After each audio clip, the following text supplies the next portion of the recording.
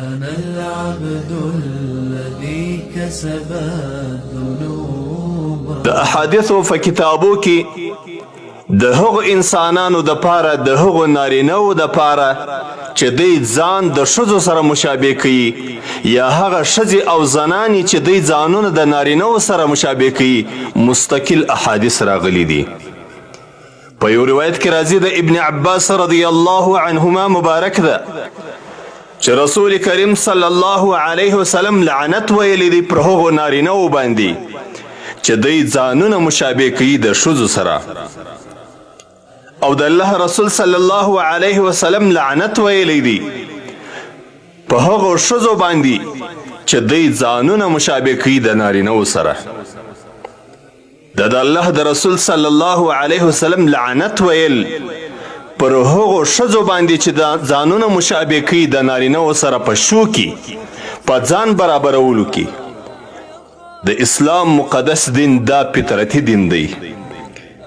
د اسلام مقدس دین و ښځو ته وایي چې تاسې خپل د سر وریښتان غټ کړئ، کوڅۍ ځینې جوړې کړئ. و ښځو ته دا حکم نسته چې دوی دې هم خپل سرونه د سر وریښتان دې دا رقم برابر کړي لکه د نارینهو ده، بلکې د اسلام د مقدس دین حکم دا دی د هرې زنانې دپاره د هرې حورې ښځې دپاره چې دا به د خپل سر وریښتان غټوي او کوڅۍ به ځینې جوړوي. دا چې ډیرو ښځو خپل سرونه دا رقم جوړ کړي لکه د نارینهو ده، یا ډیرې ښځې خپله شو او شا دا رقم برابروي لکه د نارینهو ده، د الله رسول صلی الله علیه وسلم پر دغو ښځو باندې لعنت ویلی دی. د حدیث شریف توري دی لعن رسول الله صلی الله علیه وسلم المتشبهات بالرجال من النساء والمتشبهین بالنساء من الرجال. رسول کریم صلی الله علیه وسلم لعنت پر دغو نارینهو او ښځو ویلی دی. د چې ډیر انسانان ځانونه داسې برابروي، ډیر نارینه ځان داسې برابروي حیا دی لکه ښځه، یا ډیر نارینه ځانونه داسې برابروي حیا دی لکه نرښځی. د الله رسول صلی الله علیه وسلم 1400 کاله د مخه دغه خلک یاد کړي دي او لعنت یې ورباندې ویلی دی.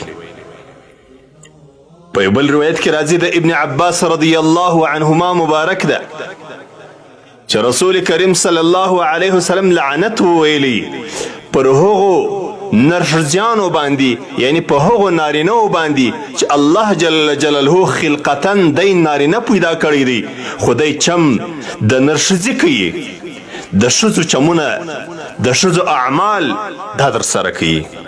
زموږ د زمانې ډیر ځوانان دا رقم دي چې ژره خو دې وخریله، بریتونه خو دې وخریله، پیکی خو دې غټ کوي، دا سرخي ولې لګوې، دا پر مخ باندې پوډر ولې لګوې، دا مخ ولې داسې جوړوې لکه د یو زنانې او ښځې ده. خو ډیرې زنانې بیا دا رقم دي چې په بې حیایي او په بې شرمي کې د نارینهو سره یې ځانونه برابر کړي دي، لکه د نارینهو چې مړوندونه ښکاروي، د نارینهو ګریوان ښکاروي، د نارینهو د سر ویښتان ښکاروي، د دوی به هم ړستونې په څنګلو باندې پرېوي، د دوی به هم د سر ویښتان پر غوږو باندې پرېوي، د دوی پایڅې به هم لکه د نارینهو د راپورته وي، د دوی د بدن جامې به هم داسې وي چې د بدن ټوله اعضاوې وي کې معلومیږي. دا یو عظیمه فتنه ده. دغه اعمال چې نارینه یې ترسره کوي چې ځوان وي، نارینه وي، الله جل جلاله فطرتاً دی نارینه پیدا کړی وي، لیکن دی چم د ښځې کوي، دی پر مخ باندې میکاپ لګوي، دی پر مخ باندې پوډر لګوي، دی شونډان سره کوي، له ځانه یې ښځه جوړه کړي. د الله رسول صلی الله علیه وسلم دې ته نرښځیان وایي. او بعضې خلک بیا نرګډیان دي. نرګډی بیا هغې ښځې ته ویل کیږي چې هغه ځان د نارینهو سره مشابه کوي، د دې شو او شا، د دې کالی او جامه، د دې خبرې او طرز هغه د نارینه‌و دی. کوشش کوي چې په ځان کې داسې اعمال پیدا کړي چې هغه د نارینه‌و وي، هغه خوی او عادت د نارینه‌و وي. خو دغه اعمال چې نن زمانه کې زموږ په ځوانانو کې لیدل کیږي چې ځوان هلک د سر وریښتان یې غټ کړي، پر مخ باندې رایله کړي، شونډان سره کړي، پر مخ باندې میک اپ او پوډر لګولي، د ژرې مبارک وریښتان هغه وخري، بریتونه وخري، له ځانه نرښځی جوړ کړي. دغه اعمال به د لوط علیه السلام د قوم وه. د لوط علیه السلام د قوم خلکو چې په دوی کې یو لویه فتنه وه او د الله په قهر او په غضب باندې لړلې وه، هغه دا وه چې دوی لیواتت کوي. زموږ په زمانه کې ډیرو انسانانو ځانونه داسې جوړ کړي چې سړی ورته حیرانیږي چې الله نارینه پیدا کړی، ولې دې دغه د ښځو اعمال، دا د ښځو عادات په ځان کې پیدا کړي دي، ولې دې له ځانه نرښځی جوړ کړی دی. ژره خو دې وخریل، دا خو یوه ګناه سوه.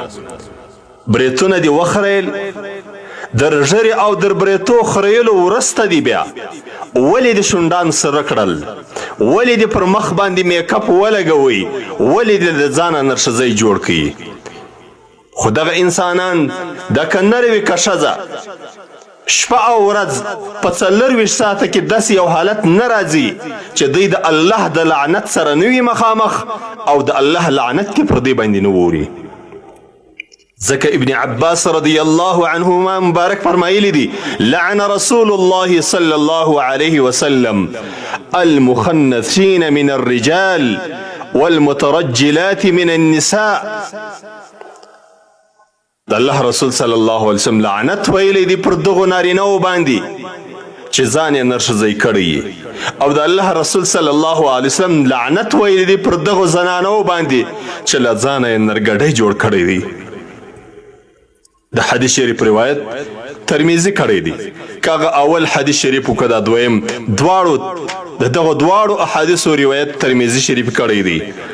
د اول حدیث شریف لمبر دی 2984، د دویم حدیث شریف لمبر دی 2985، د صفحې لمبر دی 1921. الله جل جلاله دې موږ د دغه بد اعماله، دغه د لوط علیه السلام د قوم د اعمالو څخه دې الله موږ وساتي.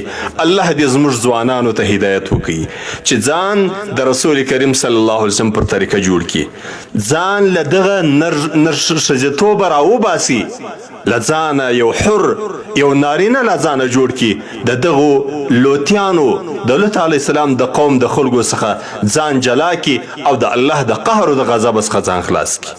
او الله جل جلاله دې زموږ زنانو ته هم هدایت وکړي چې د دغو بدو اعمالو څخه ځان خلاص کړي او ژوند د بیبیانو په رقم باندې تیر کړي.